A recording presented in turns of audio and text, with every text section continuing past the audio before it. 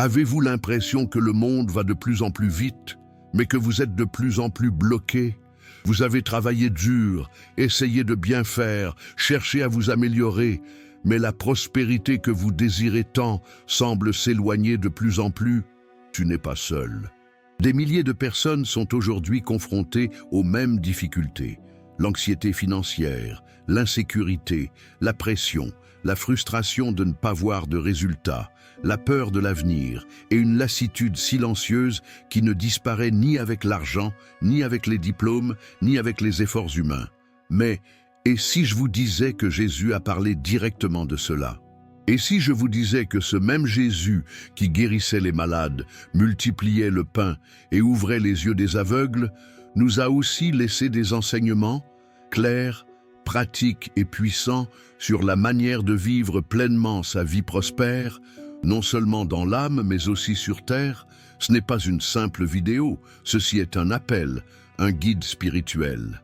Une conversation profonde avec celui qui non seulement comprend votre douleur, mais qui détient la solution.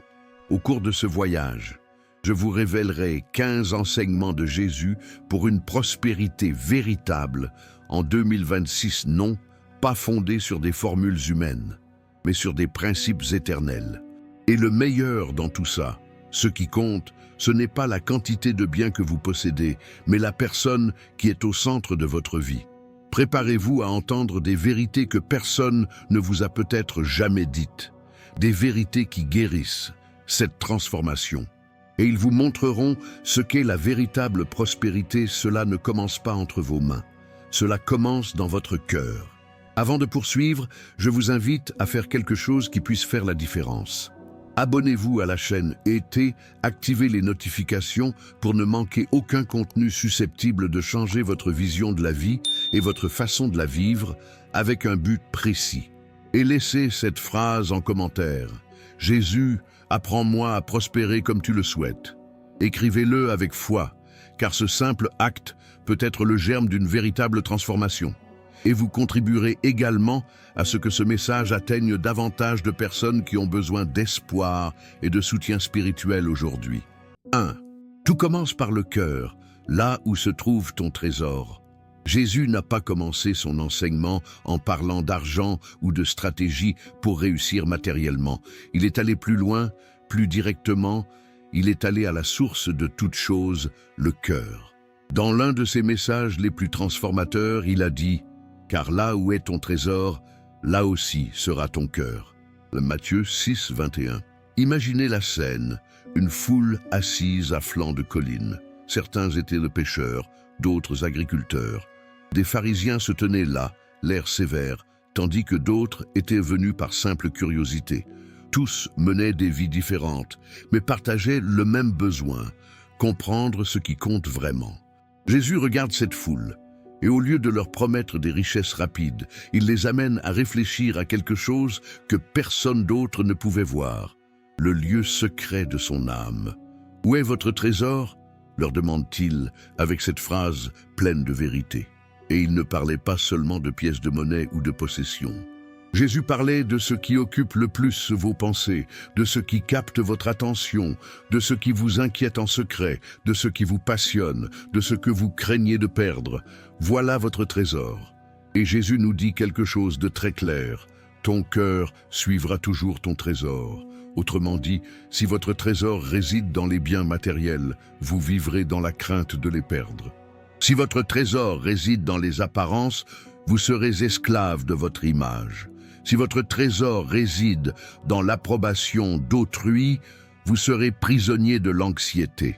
Mais si votre trésor est dans l'éternité, en Dieu, dans son royaume, dans ses promesses, alors votre cœur vivra ferme, dans la paix, et prospérera de l'intérieur.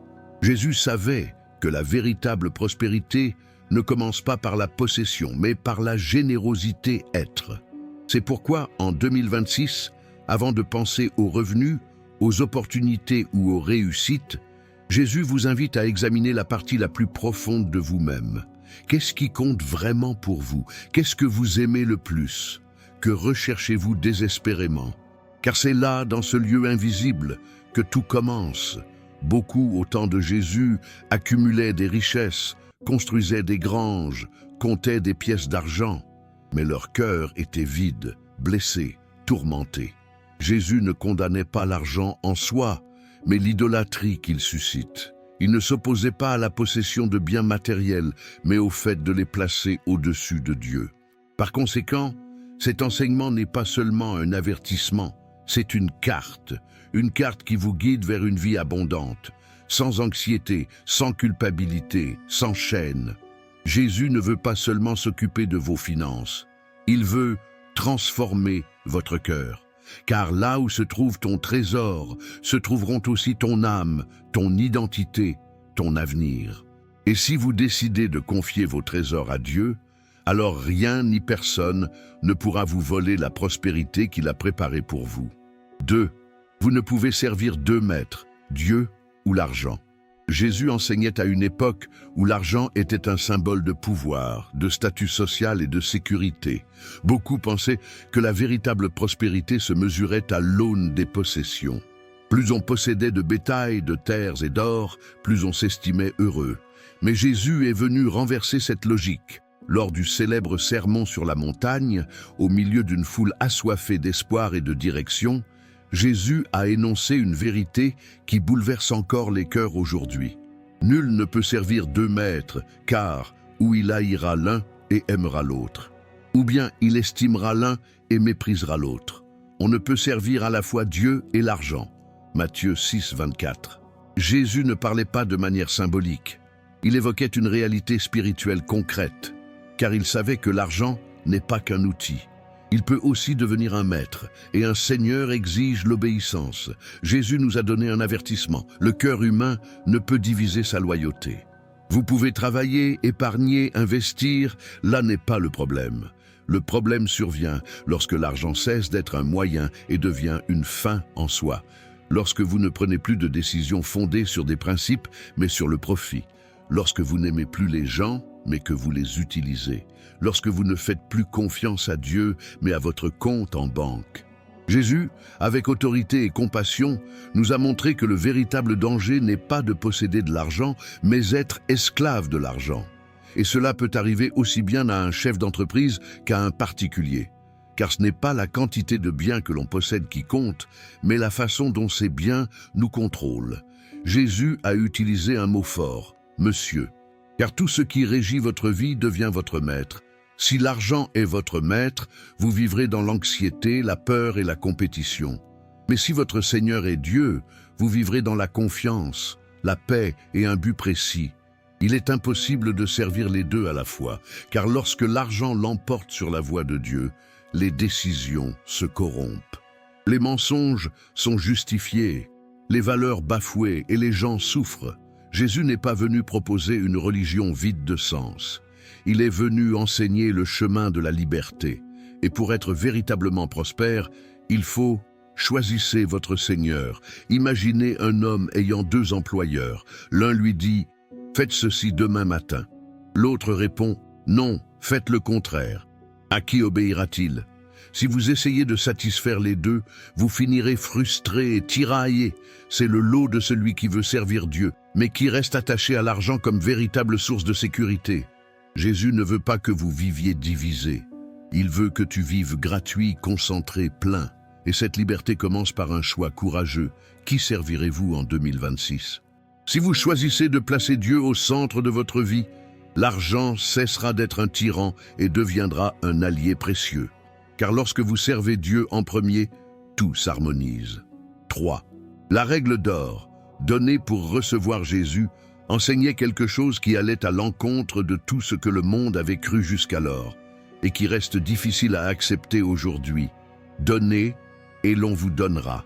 On versera dans votre sein une bonne mesure, tassée, secouée et qui déborde, car la même mesure que vous utilisez vous sera renvoyée.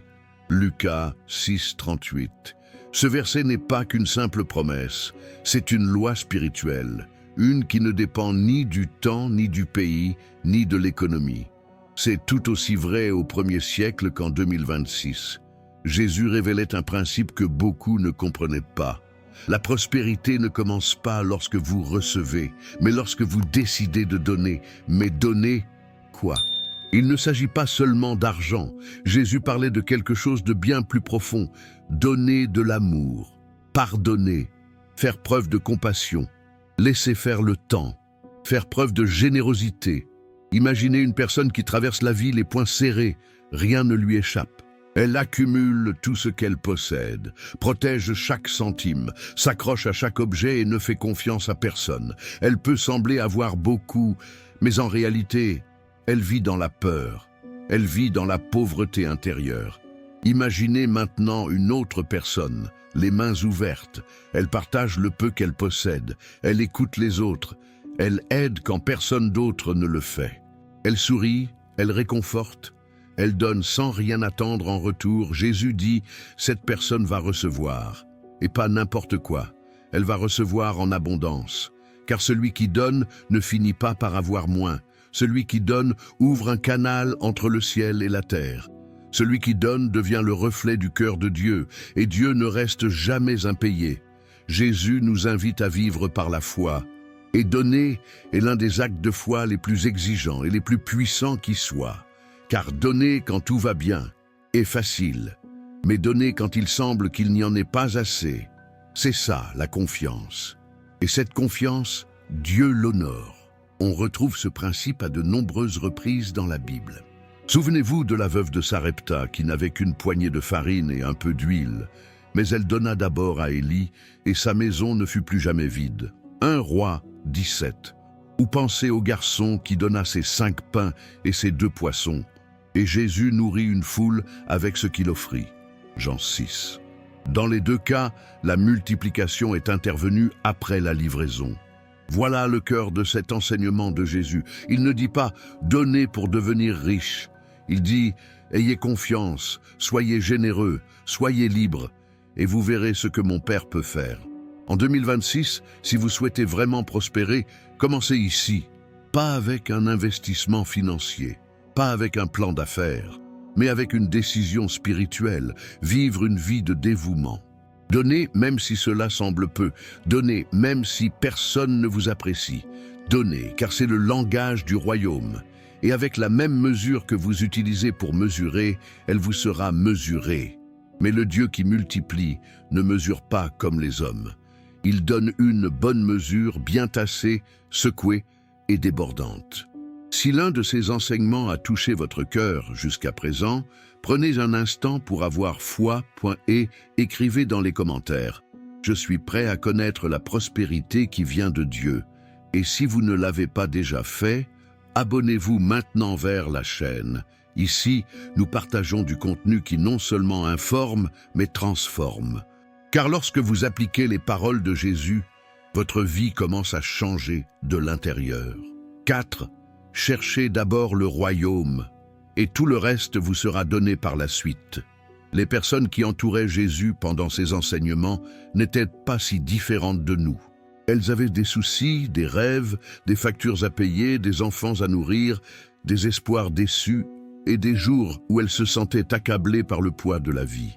Au cœur de ce contexte humain et réel, Jésus a prononcé l'une de ses phrases les plus célèbres, mais aussi l'une des plus profondes et des plus stimulantes. Mais cherchez d'abord le royaume de Dieu et sa justice, et toutes ces choses vous seront données en plus. Matthieu 6, 33. Faites une pause un instant. Quelle fonctionnalité serait ajoutée? Jésus parlait de nourriture, de boissons, de vêtements, des besoins fondamentaux, ce qui concerne chaque être humain. Il savait que nous ne pouvons pas simplement ignorer les responsabilités de la vie, mais il savait aussi autre chose. Lorsque nos priorités sont bien définies, tout le reste suit naturellement. Avant ce verset, Jésus avait dit à ses disciples de ne pas s'inquiéter du lendemain.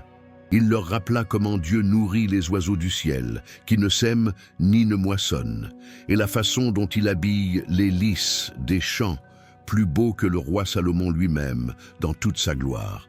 Et puis, il est allé au cœur de son enseignement. L'anxiété diminue lorsque la priorité est correcte. Chercher d'abord le royaume ne signifie pas abandonner ses responsabilités. Il ne s'agit pas de démissionner ou de vivre sans projet. Cela signifie placer Dieu au centre de chaque décision. Il s'agit de commencer la journée en se posant la question suivante. Que veut Dieu de moi aujourd'hui? Comment puis-je refléter sa justice dans mon travail, dans ma famille, dans mes paroles? Chercher le royaume, c'est vivre selon les valeurs du ciel, ici sur terre.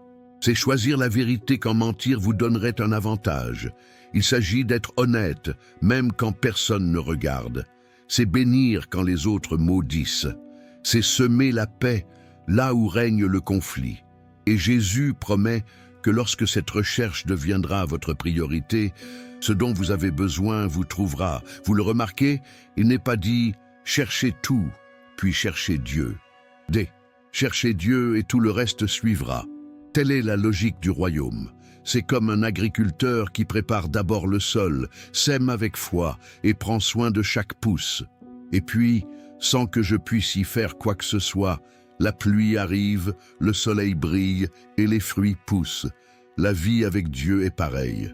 Si en 2026, vous décidez de commencer chaque journée par cette question, est-ce que je cherche d'abord le royaume? Alors, les ressources, les conseils, les opportunités et la paix dont vous avez si désespérément besoin vous suivront. Et ce n'est pas un hasard, mais parce que Dieu, il tient ses promesses. La prospérité ne consiste pas à courir après les bénédictions.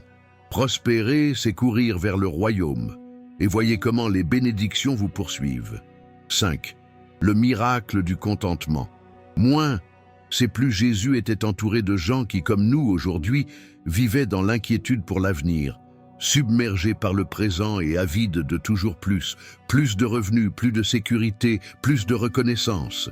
Dans un monde où la prospérité semblait liée à la taille de sa maison, à la quantité de vêtements que l'on possédait ou à ce que l'on pouvait exhiber aux autres, Jésus enseignait quelque chose de totalement à contre-courant. La vie d'un homme ne se mesure pas à l'abondance de ses biens. Lucas 12, 15. Cette courte phrase, prononcée calmement mais fermement, était comme une épée qui a tranché à la racine l'un des plus vieux mensonges de l'humanité. L'idée que posséder plus signifie vivre mieux. Jésus connaissait le cœur humain. Il savait que beaucoup vivaient prisonniers de l'illusion que le bonheur viendrait quand j'aurai accompli ceci ou quand j'aurai cela. Quand j'achèterai ma maison, quand j'aurai une promotion, quand j'aurai plus d'argent de côté. Mais cette promesse va toujours un pas en avant. Et plus on le poursuit, plus il semble s'éloigner. C'est pourquoi Jésus a raconté une parabole pour illustrer cette vérité. Il a parlé d'un homme riche, un agriculteur qui avait fait une récolte abondante. Ses champs avaient tellement produit qu'il n'avait nulle part où entreposer toute sa richesse. Alors, au lieu de partager ou de rendre grâce, il pensa « Je démolirai mes granges et j'en construirai de plus grandes. Et j'y entreposerai tout mon blé et toutes mes marchandises. Et je me dirai « Mon âme, tu as accumulé de nombreux biens pour de nombreuses années. Repose-toi, mange, bois et réjouis-toi. » Luc 12, 18, 19. Mais cette même nuit, Dieu lui dit « Imbécile, cette nuit même, ils viendront réclamer ton âme. Et ce que vous avez fourni, à qui appartiendra-t-il » Lucas 12, 20. Cet homme avait accumulé beaucoup de choses. Il n'avait pas appris à vivre dans le contentement. Il avait des granges pleines, mais une âme vide. Jésus n'enseignait pas que posséder des biens était mal. Je montrais que lorsque l'âme n'est pas satisfaite en Dieu, aucune abondance extérieure ne suffira. Le contentement n'est pas de la résignation. Le contentement est liberté. Il s'agit de pouvoir dire « Ce que j'ai aujourd'hui me suffit pour l'instant. Et si demain j'ai davantage, je l'accueillerai avec gratitude.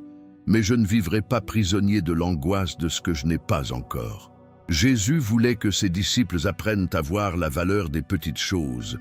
Une prière sincère, un morceau de pain partagé, un après-midi paisible en famille. Un sourire qui vient du cœur. Car le royaume de Dieu ne se construit ni avec l'or ni avec la gloire. Elle est construite avec gratitude, humilité et simplicité de cœur. En 2026, si vous désirez vraiment prospérer, Jésus vous invite à ce miracle silencieux mais puissant, le miracle du contentement. Apprenez à apprécier ce que vous avez sans être esclave de ce qui vous manque. Vivre avec moins, mais vivre, point plus de gratuité. Reposez-vous sur la promesse que Dieu connaît vos besoins et qu'il vous suffit. Car parfois, le plus grand acte de foi ne consiste pas à conquérir quelque chose de nouveau, mais apprenez à soyez profondément reconnaissant pour ce que vous possédez déjà. 6. La loyauté dans les petites choses, avant les grandes. Jésus connaissait parfaitement le cœur humain. Il savait que nous désirons tous grandir, progresser et prospérer. Nous voulons voir des résultats, une multiplication et une reconnaissance. Et il n'y a rien de mal à cela. Mais Jésus a révélé un principe puissant du royaume de Dieu. La véritable croissance commence par la fidélité dans les petites choses. Un jour, il raconta une parabole à propos d'un homme qui s'apprêtait à entreprendre un long voyage.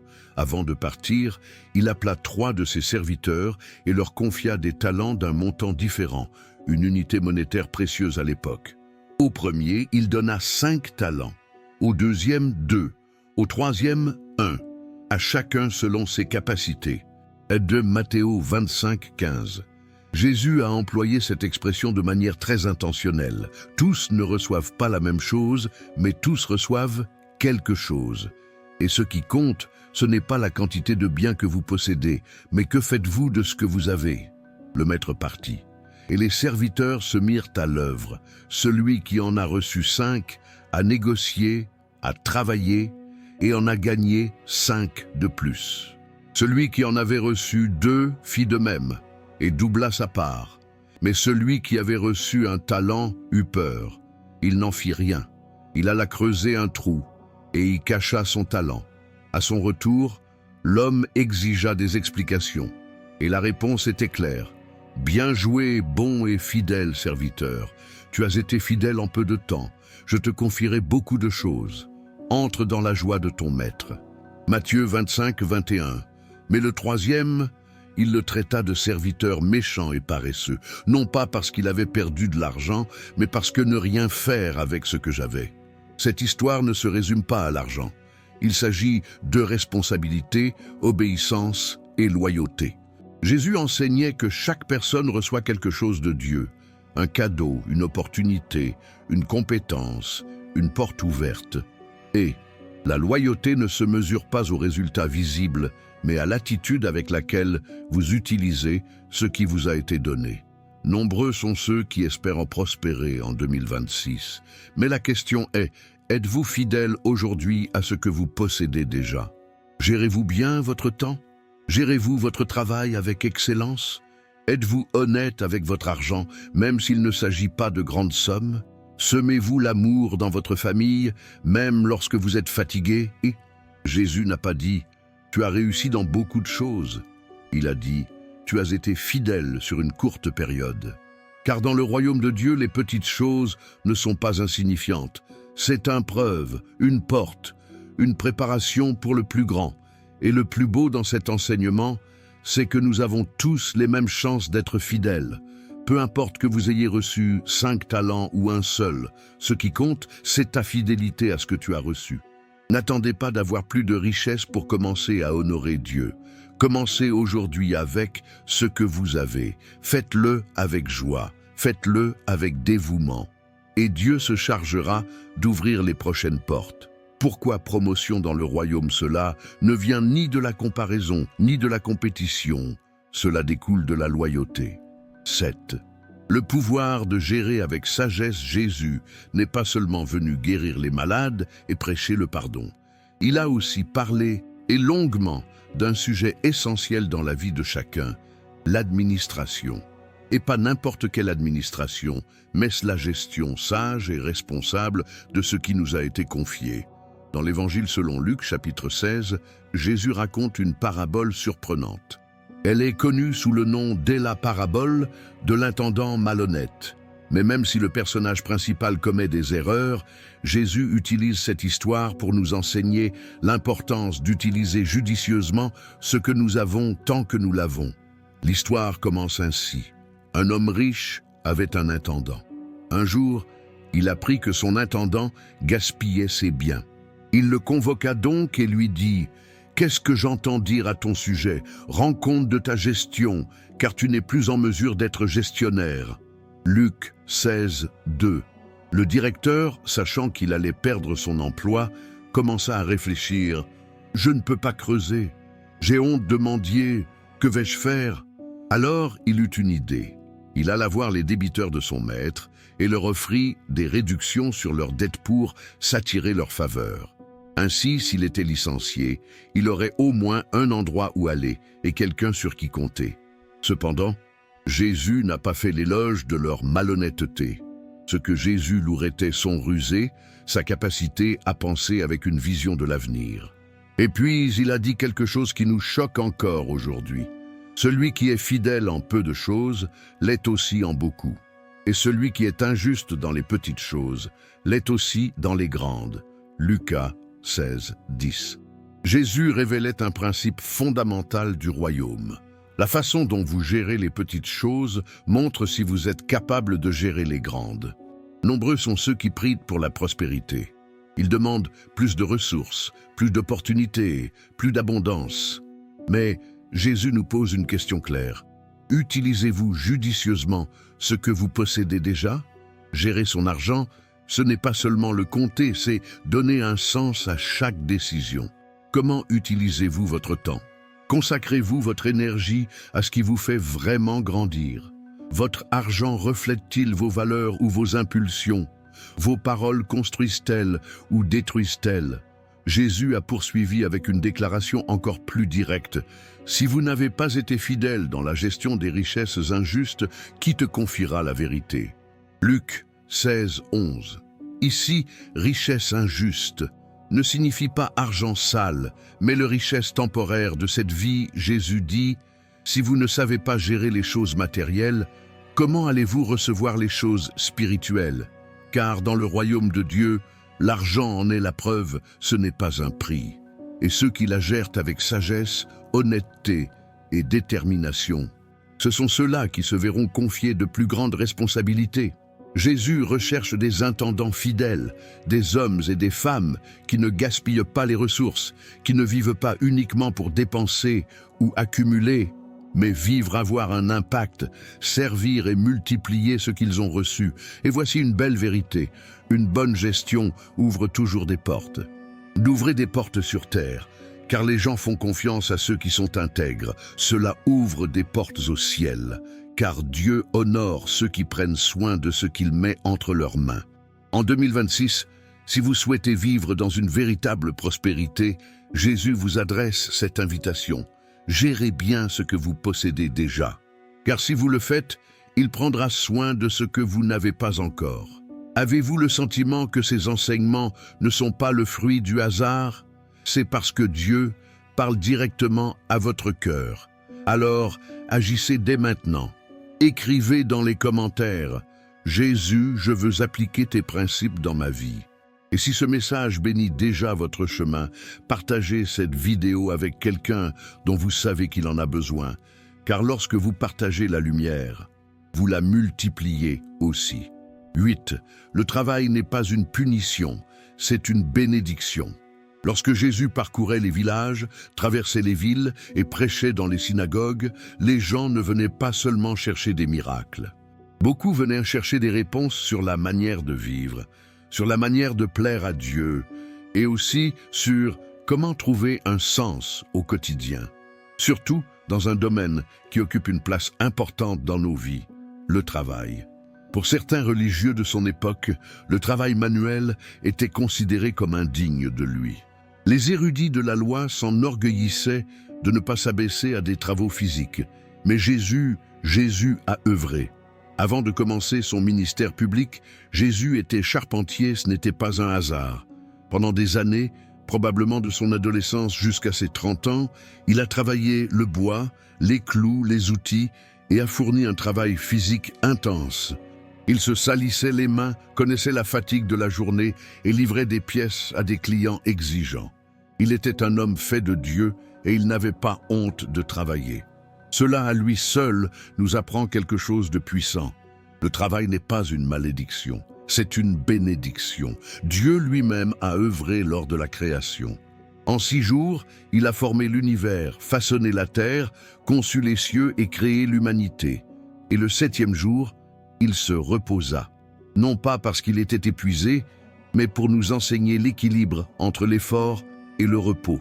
Tout au long de son ministère, Jésus a enseigné par la parole, mais aussi par l'exemple. Et l'un de ses enseignements les plus clairs sur la valeur du travail se trouve dans la parabole des ouvriers de la vigne, dans Matthieu 20.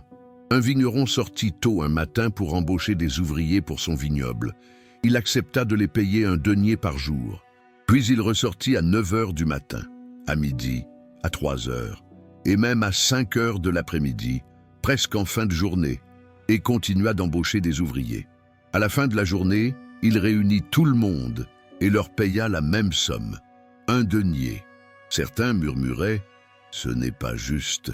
Nous travaillons toute la journée au soleil, et eux, ils ne travaillent qu'1 heure. » Mais le propriétaire a répondu « N'as-tu pas convenu avec moi d'1 denier? Prends ce qui t'appartient et va-t'en. Ou bien, n'ai-je pas le droit de faire ce que je veux de ce qui m'appartient? Ou bien êtes-vous envieux parce que je suis bon ?» Matthieu 20, 13, 15. Jésus enseignait que le travail ne se résume pas au salaire. C'est un acte de foi, d'obéissance, de dignité. Et cela, la récompense vient de Dieu, et non seulement des efforts humains. En 2026, nombreux sont ceux qui souhaitent prospérer, se développer et posséder davantage. Et Jésus nous rappelle, la prospérité commence par une attitude positive envers le travail. Il ne s'agit pas seulement de combien vous gagnez, mais de comment travaillez-vous. Avec excellence ou avec négligence, avec gratitude ou avec plainte, par conviction ou par simple obligation. L'apôtre Paul a renforcé cet enseignement de Jésus lorsqu'il a écrit « Et quoi que vous fassiez, faites-le de tout cœur, comme pour le Seigneur et non pour les hommes. » Colossiens 3, 23. Ça change tout. Quand on travaille en sachant que son véritable patron est Dieu, même les tâches les plus simples deviennent sacrées. Un charpentier qui coupe le bois équitablement, une mère qui cuisine avec amour, un conducteur intègre, un employé qui respecte scrupuleusement ses horaires. Tout le monde est servir le royaume. Jésus n'a jamais promis une vie sans effort, mais il a promis d'être à vos côtés tout au long de cette épreuve. Et faites fidèlement ce que vous faites aujourd'hui, il le multipliera abondamment demain. Alors, si vous vous sentez fatigué, ignoré ou frustré au travail aujourd'hui, souvenez-vous, Dieu voit, Dieu honore, Dieu récompense. Et votre travail, lorsqu'il est fait avec le cœur, cela se transforme en culte. 9. Évitez les dettes qui vous asservissent. Jésus a parlé d'argent à plusieurs reprises, mais il ne l'a jamais fait d'un point de vue égoïste ou matérialiste. Il l'a fait parce qu'il savait que l'argent a le pouvoir de gouverner le cœur, de dominer l'esprit et de soumettre la volonté. Et l'un des plus grands dangers auxquels nous sommes confrontés dans ce domaine est l'esclavage de la dette. Bien que Jésus n'ait pas mentionné les cartes de crédit, les prêts bancaires ou les intérêts accumulés, car ils n'existaient pas sous cette forme à son époque, ces enseignements restent absolument applicables au monde d'aujourd'hui. Et l'un des principes les plus clairs se reflète dans la sagesse biblique qu'il a lui-même approuvée. Les riches dominent les pauvres, et l'emprunteur est au service du prêteur. Proverbe 22, 7. Cette affirmation est tout aussi vraie aujourd'hui qu'elle l'était dans l'Antiquité. Jésus a enseigné sur liberté intérieure, à propos de ne pas vivre dans l'inquiétude, de rechercher le royaume de Dieu plutôt que les biens matériels. Mais comment peut-on rechercher le royaume de tout son cœur si l'on est constamment accablé par les dettes? L'endettement ne se limite pas à une perte d'argent, il nous prive de la paix, il vous vole votre sommeil, elles vous remplissent d'anxiété. Il vous oblige à travailler par obligation et non par choix. Elles vous enchaînent à des intérêts, des échéances, des menaces et des pressions. Et petit à petit, sans même s'en rendre compte, on ne prend plus de décisions basées sur la foi, mais sur la peur. Vous ne pensez plus à semer généreusement, mais à comment sortir du pétrin.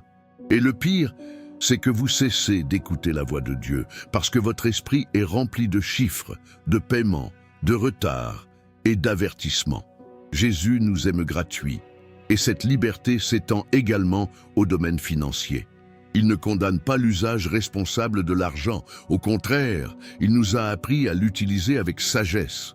Mais il nous met en garde contre le fait de vivre au-dessus de nos moyens, contre la consommation effrénée, contre les pièges qui se présentent comme des opportunités, mais qui mènent finalement à la ruine financière. Ils nous transforment en esclaves. Dans l'une de ses paraboles les plus marquantes, celle du serviteur impitoyable, Matthieu 18, Jésus raconte l'histoire d'un homme qui devait une somme exorbitante à son roi. Le roi, pris de pitié, lui pardonna entièrement. Mais ce même homme refusa ensuite de pardonner une petite dette qu'un autre lui devait. Le résultat fut tragique. Jésus a utilisé cette histoire pour parler du pardon, mais elle révèle aussi quelque chose d'important. Les dettes, lorsqu'elles dominent le cœur, endurcissent l'âme. Par conséquent, si vous souhaitez vivre dans une véritable prospérité en 2026, Jésus vous appelle à prendre une décision courageuse et spirituelle, rompre avec la culture de la dette. Apprenez à vivre avec moins. Privilégiez ce qui est nécessaire et non ce qui est impulsif. Épargnez avant de vous endetter. Demandez à Dieu la sagesse avant de signer un engagement. Et si vous êtes déjà endetté, élaborez un plan avec foi, discipline et prière pour vous en sortir. Car Dieu ne veut pas que vous soyez l'esclave de qui que ce soit, si ce n'est de son amour. Et là où est l'Esprit du Seigneur, là est la liberté. Et cela inclut aussi vos finances. 10. Investissez dans l'éternité. Amassez des trésors dans le ciel. Jésus avait une manière unique de parler de l'invisible. Il utilisait des mots simples, mais d'une portée éternelle. Au sein d'un monde obsédé par les biens matériels, les richesses visibles, l'or, les bijoux, les terres, les maisons et la gloire, Jésus a délivré un message qui a surpris tout le monde. Ne vous amassez pas des trésors sur la terre, où la teigne et la rouille détruisent, et là où les voleurs minent et volent, mais amassez-vous des trésors dans le ciel, là où ni les mythes ni la rouille ne corrompent, et là où les voleurs ne s'introduisent ni ne volent. Matthéo 6, 19, 20. Ces mots ne sont pas qu'un simple avertissement. Ce sont une invitation à un mode de vie complètement différent. Jésus n'a pas dit « n'ayez rien ». Il n'a pas non plus dit « n'achetez pas, n'investissez pas, n'en profitez pas ». Il a dit « ne faites pas de cela votre trésor », parce que ce que vous appelez trésor, c'est ce qui guidera votre vie. À l'époque de Jésus, amasser des trésors terrestres était le rêve de beaucoup. Accumuler des céréales, posséder divers animaux, économiser des pièces d'or et d'argent, agrandir ses propriétés foncières. Plus on possédait, plus on était important. Mais Jésus leur a ouvert les yeux à une vérité que personne ne leur avait enseignée. Tout cela est fragile. Tout cela peut disparaître. Les pièces de monnaie rouillent. Les tissus sont rongés par les mythes. Des richesses sont perdues. Les voleurs peuvent tout voler en une seule nuit. Alors, que vous reste-t-il à accomplir? C'est pourquoi Jésus propose une solution radicale. Amasser des trésors dans le ciel. Mais comment cela se fait-il? Où sont déposés ces trésors éternels? La Bible répond clairement. Chaque fois que vous aidez quelqu'un sans rien attendre en retour, vous investissez dans le paradis. Chaque fois que vous pardonnez au lieu de chercher à vous venger, vous semez des graines pour l'éternité. Chaque fois que vous priez en secret, quand personne ne vous voit, le Père qui voit dans le secret vous récompensera. Chaque acte de foi, d'amour, d'obéissance, aussi petit qu'il puisse paraître, il devient un trésor céleste. Et le meilleur dans tout ça, personne ne peut te l'enlever, ni l'inflation, ni une crise économique, ni une trahison, ni la mort. Car ce qui est bâti dans le royaume de Dieu, cela demeure à jamais. Jésus nous enseignait à vivre avec une perspective éternelle. Il nous montrait que la véritable prospérité ne se résume pas à accumuler, mais transcender. L'insensé riche de la parabole, Luc 12, se croyait à l'abri. Il avait rempli ses greniers et se disait « Mangez, buvez et réjouissez-vous. Vous en avez assez pour de nombreuses années. » Mais il mourut cette même nuit, et Dieu lui demanda « Est-ce que vous avez préparé? Pour qui sera-ce? Vous le voyez, Jésus ne veut pas que vous viviez dans la peur de la perte. Il veut que tu vives, investir judicieusement. Et l'éternité est toujours le meilleur investissement.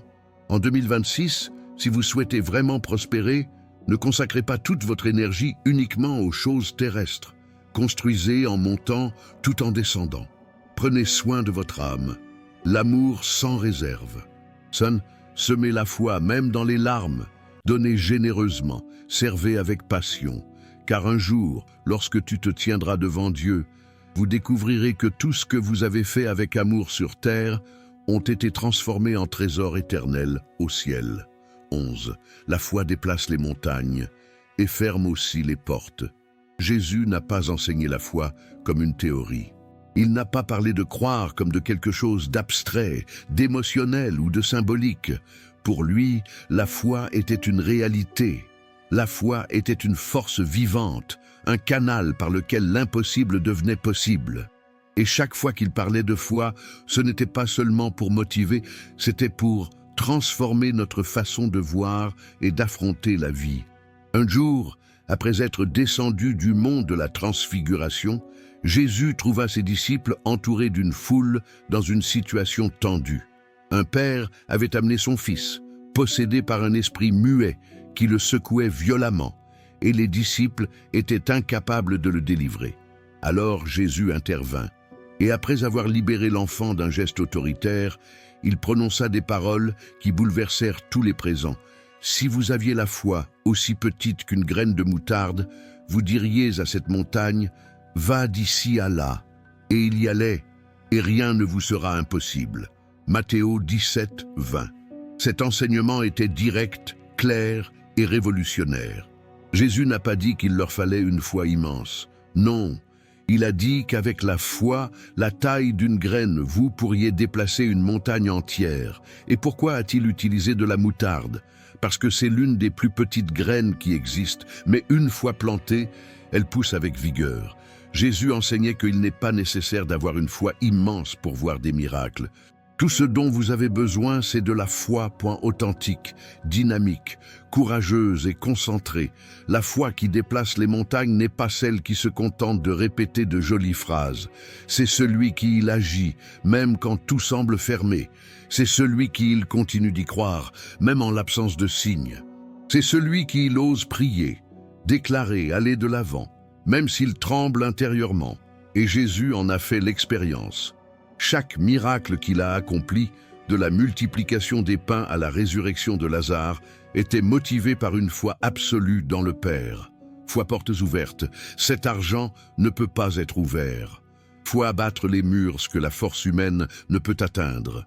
Foi restaure les maisons, guérit les corps, changement de diagnostic, brise les chaînes de la dépendance, secourir les enfants perdus, fournit en période de pénurie et transforme même le cœur le plus dur.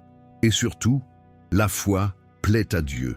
Mais sans la foi, il est impossible de plaire à Dieu, car il est nécessaire que celui qui s'approche de Dieu croit qu'il existe et qu'il récompense ceux qui le cherchent. Hébreux 11, 6. En 2026, si vous voulez connaître la véritable prospérité, Jésus vous dit, ne vous fiez pas uniquement à ce que vous voyez. Vos compétences pourraient vous faire défaut. Votre plan pourrait changer. Votre environnement risque de devenir instable, mais si votre foi est ancrée en Dieu, rien ne vous fera bouger. Avez-vous une montagne devant vous? Ne l'ignorez pas. Regardez-la droit dans les yeux et parlez-lui avec foi. Car Jésus n'a pas dit de prier pour que la montagne disparaisse d'elle-même. Il vous a dit de lui parler. Et lorsque vous parlez avec foi, les portes qui étaient fermées s'ouvrent, pas par magie, mais parce que le Dieu qui vous écoute, il est le Dieu qui déplace les montagnes. Si l'un de ces mots vous a fait réfléchir, ne le gardez pas pour vous. Faites passer ce message plus largement. Écrivez dans les commentaires « Je marche vers la prospérité avec un but précis ». Et n'oubliez pas, laissez un j'aime dès maintenant pour que l'algorithme devienne un instrument de bénédiction et que ce message touche davantage de vie. 12. Le pardon ouvre des chemins invisibles. Jésus n'est pas venu seulement pour parler du ciel. Il est venu pour réparer ce que le péché avait brisé sur terre. Est l'un des dommages les plus profonds que le péché cause dans nos vies, est l'incapacité de pardonner. Le pardon n'était pas un thème secondaire dans les enseignements de Jésus. Il était central, si central qu'il l'a placé comme une condition pour recevoir le pardon du Père. Car si vous pardonnez aux hommes leurs offenses, votre Père céleste vous pardonnera aussi. Mais si vous ne pardonnez pas aux hommes leurs offenses, votre Père ne vous pardonnera pas non plus vos péchés. Matthieu 6, 14, 15. Ces mots sont forts. Ils ne sont pas facultatifs. Ils ne sont pas symboliques. Jésus dit clairement que le pardon n'est pas un sentiment, c'est une décision spirituelle qui libère. Et il l'a dit parce qu'il savait ce qui se passe dans le cœur humain quand quelqu'un nourrit de la rancune. Le ressentiment est comme une racine vénéneuse. Il est caché profondément. Parfois, cela semble invisible. Mais de l'intérieur, elle commence à contaminer vos pensées, vos émotions, vos relations et votre foi. Jésus a raconté une parabole puissante pour illustrer cela. La parabole du serviteur impitoyable, Matthieu 18, 21, 35. Un serviteur devait à son roi une somme impayable, une dette si importante que même en travaillant toute sa vie, il ne pourrait la rembourser. Le roi, ému de compassion, il lui a tout pardonné. Il l'a complètement libéré. Mais ce même serviteur, dès qu'il eut quitté la présence du roi, trouva un autre serviteur qui lui devait une petite somme. Et au lieu d'avoir compassion, il l'a attrapé par le cou, l'a étranglé et l'a envoyé en prison. Lorsque le roi découvrit ce qu'elle avait fait, il fut rempli de colère et dit « Ne devais-tu pas, toi aussi, avoir pitié de ton compagnon de service, comme j'ai eu pitié de toi ?» Matthieu 18, 33. Et il le livra au bourreau. Jésus conclut la parabole par un avertissement direct. « Ainsi, mon Père céleste vous traitera-t-il également, à moins que vous ne vous pardonniez l'un à l'autre du fond du cœur. » Matthieu 18, 35. Ici, il n'y a pas de place pour les excuses. Jésus nous appelle à pardonner comme vous avez été pardonnés. Mais pourquoi le pardon est-il si important lorsqu'on parle de prospérité ? Pourquoi on ne peut pas avancer avec des chaînes sur l'âme? On ne peut pas construire un avenir quand on est encore prisonnier du passé. On ne peut recevoir une bénédiction les mains pleines de ressentiment. On ne peut vivre en liberté si l'on est rongé par la haine, l'amertume ou des blessures non soignées. Pardon ouvre des chemins invisibles. Ouvrez votre esprit, ouvrez votre esprit. Cela ouvre de nouvelles perspectives. Et surtout, ouvrez les cieux sur votre vie. Jésus savait que pardonner fait mal. Lui-même fut trahi, rejeté, abandonné, insulté, crucifié. Et pourtant, du haut de la croix, il a dit « Père, pardonne-leur, car ils ne savent pas ce qu'ils font. » Lucas 23, 34. C'est le niveau de pardon qu'il nous enseigne. Non pas parce que c'est facile, mais parce que c'est nécessaire. En 2026, si vous voulez vraiment prospérer, Jésus vous dit « Lâchez prise sur ce qui vous retient prisonnier. Libérez ce qui est en vous. Le pardon ne justifie pas ce qu'ils ont fait. Mais toi, libérez-vous de son emprise sur vous. Et quand on pardonne, la paix est revenue. La foi est activée. L'amour coule. Et les portes qui étaient fermées, elles s'ouvrent sans explication logique. Parce que le pardon, c'est une clé spirituelle qui ouvre les portes du ciel. 13. Soyez une lumière au sein d'un système injuste. Jésus a vécu dans un monde gangrené par la corruption, les inégalités et l'oppression politique et spirituelle. L'Empire romain régnait d'une main de fer. Les impôts étaient exorbitants et les chefs religieux se souciaient davantage des apparences que de la justice. Dans ce contexte, beaucoup s'attendaient à ce que le Messie vienne par la force, avec l'épée, pour tout changer de l'extérieur. Mais Jésus est venu avec une proposition totalement différente. Une proposition révolutionnaire de l'intérieur. Et un jour, il regarda ses disciples, des hommes ordinaires, sans titre, sans pouvoir politique, sans richesse, et leur dit une phrase qui cela touche encore l'âme aujourd'hui. « Vous êtes la lumière du monde. Une ville construite sur une colline ne peut être cachée. » Matthieu 5, 14. Il n'a pas dit « essayez d'être léger » ou « efforcez-vous de briller ». Jésus a déclaré une identité spirituelle. Tu es déjà lumière. Et cette lumière n'est pas faite pour être cachée. C'est pour faire la lumière dans les endroits les plus sombres, en particulier au sein d'un système injuste. Jésus savait que la corruption ne se trouve pas seulement dans les gouvernements, elle peut aussi se trouver dans les cœurs. C'est pourquoi il a enseigné cela. La véritable transformation ne commence pas dans le palais, mais dans l'âme. Être léger ne signifie pas se retirer du monde, mais vivre au milieu de tout cela sans perdre l'essence du royaume. Et c'est ce que Jésus a constamment fait. À une époque où tout le monde méprisait les collecteurs d'impôts corrompus, il a dîné avec eux. Matthieu 9:10. Lorsque les religieux utilisaient la loi pour opprimer, il a utilisé la grâce pour élever. Lorsque tous sont restés silencieux face à l'injustice, il parlait avec autorité, sans crainte. Jésus était lumière où d'autres préféraient s'adapter à l'obscurité. Et telle est l'invitation qui vous est adressée, surtout si vous souhaitez prospérer en 2026 d'une manière qui honore Dieu. Soyez léger, sans compromettre votre identité.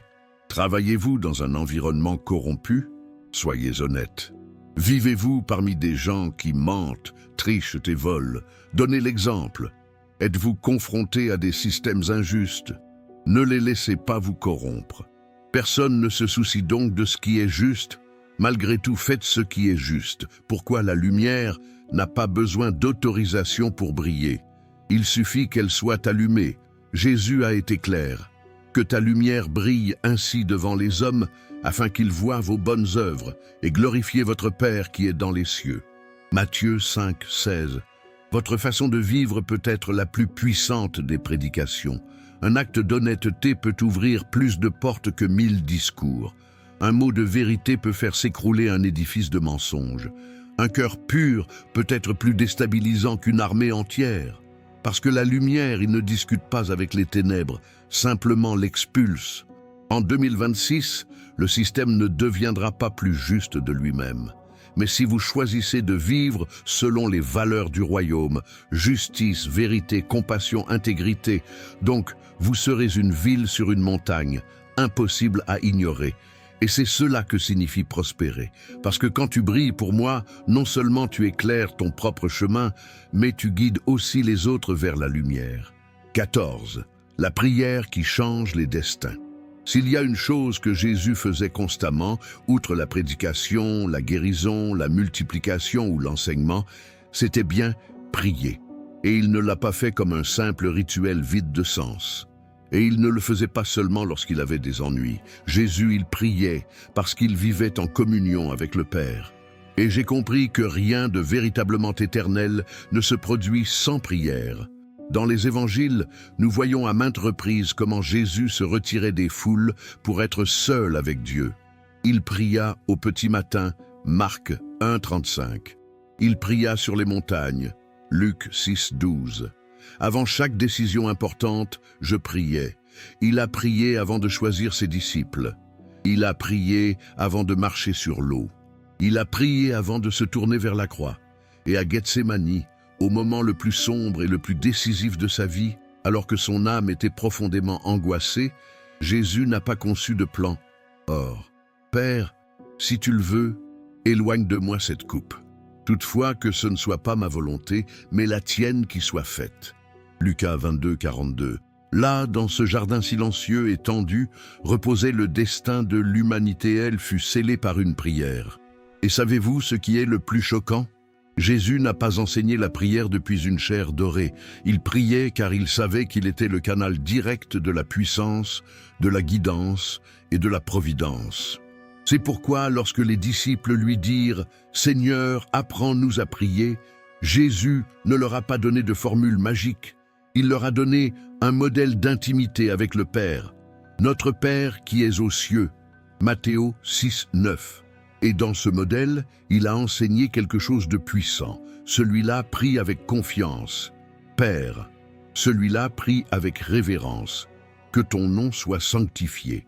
Et de celui-là prie avec conviction. Que ton règne vienne. Celui-là prie avec dépendance. Donne-nous aujourd'hui notre pain quotidien. Celui-là prie avec humilité. Pardonne-nous nos offenses. Celui-là prie avec foi. Délivre-nous du mal. Jésus n'a pas dit « Priez seulement lorsque vous n'en pouvez plus ». Il enseignait la prière comme un mode de vie. Car la prière ne change pas seulement les circonstances. Premièrement, changez celui qui prie. En 2026, nombreux seront ceux qui rechercheront des formules, des stratégies et des raccourcis pour prospérer. Mais Jésus vous montre un chemin ancien et éternel, une vie de prière sincère, constante et profonde. Voulez-vous prendre les bonnes décisions? Priez. Êtes-vous fatigué, confus ou frustré? Priez. Vous ne savez pas par où commencer? Commencez par prier. Avez-vous le sentiment que Dieu est silencieux? Malgré tout, priez. Parce que la prière ne change pas toujours ce que l'on voit, mais cela vous prépare à affronter ce qui va arriver. Jacques, le frère de Jésus, a écrit plus tard « La prière efficace d'une personne juste et puissante ». Jacques 5, 16. Et ce n'est pas qu'une jolie phrase, c'est une vérité spirituelle qui a changé des nations, des familles, des destins, des cœurs, des générations. Jésus n'a pas dit « si vous priez », il a dit « quand vous priez », car il supposait que ses enfants ne vivraient pas coupés du Père. La prière n'est pas faite pour se sentir bien, c'est pour aligner vous avec le ciel, briser les chaînes invisibles, déplacer les montagnes intérieures et extérieures et ouvrir des chemins là où il semble n'y en avoir aucun. Alors, si vous souhaitez une prospérité véritable, solide et éternelle en 2026, ne concentrez pas vos efforts uniquement sur votre travail, votre réseau de contacts, ni même vos dons. Mettez toute votre force sur vos genoux, car ce qui naît dans la prière, cela demeure à jamais. 15. La prospérité porte aussi des fruits. Lorsque Jésus parlait du royaume de Dieu, il n'utilisait ni théorie compliquée, ni mots recherchés. Il s'exprimait par des exemples simples et quotidiens, mais qui contenaient vérité éternelle. Et l'un de ses sujets de prédilection était les fruits. Jésus savait que dans une région agricole comme Israël, les gens comprenaient parfaitement ce que signifiait semer, attendre, prendre soin et enfin porter des fruits. C'est pourquoi il a déclaré fermement « Tout bon arbre porte de bons fruits, mais un mauvais arbre porte de mauvais fruits ». Matthieu 7, 17. Et plus tard, il a ajouté « Vous les reconnaîtrez à leurs fruits ». Matthéo 7, 20. Jésus révélait quelque chose de profond. La véritable prospérité ne se mesure pas à ce que l'on possède, mais à ce que l'on accomplit de sa vie. Un arbre peut être grand, avoir des feuilles vertes et paraître en bonne santé de loin. Mais si elle ne porte pas de fruits, il ne remplit pas son objectif. Il en va de même pour les êtres humains. Peu importe combien vous gagnez, votre influence ou le nombre de diplômes que vous possédez, si votre vie ne porte pas de fruits, vous êtes stérile intérieurement. Mais que signifie porter du fruit dans le langage de Jésus? Cela signifie manifester l'invisible de Dieu dans le visible de votre vie. Cela signifie que ce que vous portez en vous à cause du Christ, cela se reflète dans votre façon de parler, dans la façon dont vous traitez les autres, dans la façon dont vous rendez service, dans la façon dont vous aimez. L'apôtre Paul l'a clairement expliqué dans Galates 5, 22, 23. Mais le fruit de l'esprit, c'est l'amour, la joie, la paix, la patience, la bonté, foi, douceur, tempérance. Cela porte ses fruits. Lorsque, au lieu de répondre avec colère, vous répondez avec patience. Lorsque vous choisissez de pardonner, même si vous avez des raisons de vous venger. Lorsque vous servez en silence, sans attendre d'applaudissements. Quand on aime quelqu'un qui ne peut pas nous rendre l'appareil. Porter des fruits, il s'agit de s'épanouir de l'intérieur vers l'extérieur. Jésus raconta aussi une parabole à propos d'un homme qui avait un figuier planté dans sa vigne. Pendant 3 ans, il chercha des fruits et n'en trouva pas. Alors il dit « Abattez-le. Pourquoi abîme-t-il aussi la terre ?» Luc 13, 7. Mais le vigneron répondit « Seigneur, laisse-la tranquille cette année. Je creuserai autour et je la fertiliserai. Si elle porte du fruit, tant mieux. Sinon, vous pourrez la couper plus tard. » Luc 13, 8, 9. Cette histoire ne parlait pas seulement d'une plante. C'était un avertissement pour nous. Jésus disait « J'ai investi en toi. Je me suis occupé de toi. J'ai été patient, mais le moment est venu de porter des fruits. » En 2026, la prospérité que Jésus désire pour vous, s'il ne s'agit pas seulement d'un enjeu économique ou matériel. C'est une vie pleine de fruits éternels, un fruit qui touche les autres, un fruit qui glorifie Dieu, un fruit qui vous survivra. Jésus a dit dans Jean 15:8, « Ceci est à la gloire de mon Père, afin que vous portiez beaucoup de fruits, et soyez comme ça, mes disciples. » Pourquoi devenir disciple? Il ne s'agit pas seulement d'apprendre, et de produire. Et vous ne pouvez pas le produire seul. Jésus a également dit, « À part moi, vous ne pouvez rien faire. » Joannes 15:5. De même qu'une branche ne peut porter de fruits si elle n'est pas attachée au tronc, toi et moi, nous ne pouvons porter de vrais fruits si nous ne demeurons pas en lui. Alors, si vous voulez prospérer en 2026, Jésus vous appelle à prendre une décision claire. Ne vivez pas seulement pour grandir, vivez pour porter du fruit. Et ce fruit, lorsqu'il vient de l'Esprit, c'est le signe d'une vie véritablement prospère, pleine et bénie. Peut-être qu'en écoutant ces 15 enseignements de Jésus, quelque chose s'est éveillé en vous. Vous avez peut-être réalisé que vous recherchiez la prospérité, mais avec les mauvais outils.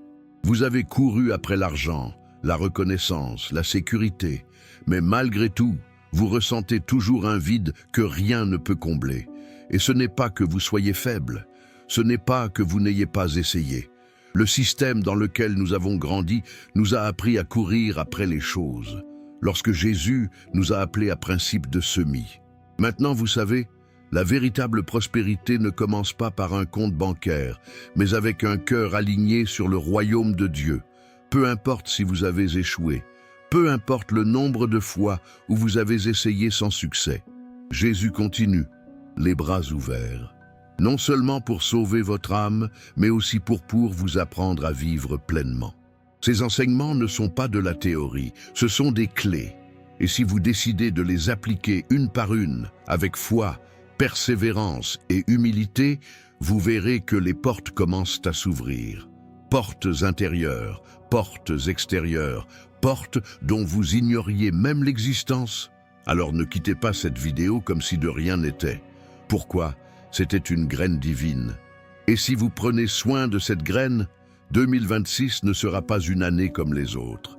Ce sera l'année où votre âme et votre vie s'épanouiront. Non pas parce que tout sera facile, mais maintenant vous savez comment cheminer avec Jésus vers une prospérité que personne ne peut vous ravir. Si vous êtes arrivé ici, ce n'est pas par hasard. Jésus vous appelle à vivre une nouvelle saison de prospérité, non pas fondée sur la peur ou l'ambition, mais sur la foi, sur les principes du royaume et sur une véritable transformation du cœur. Alors maintenant, je vous demande, lequel de ces 15 enseignements de Jésus appliquerez-vous en premier dans votre vie? Écrivez-le dans les commentaires, déclarez-le avec foi. Et si ce contenu a touché votre âme, vérifiez si vous êtes abonné à la chaîne et activez la cloche pour continuer à recevoir des messages comme celui-ci.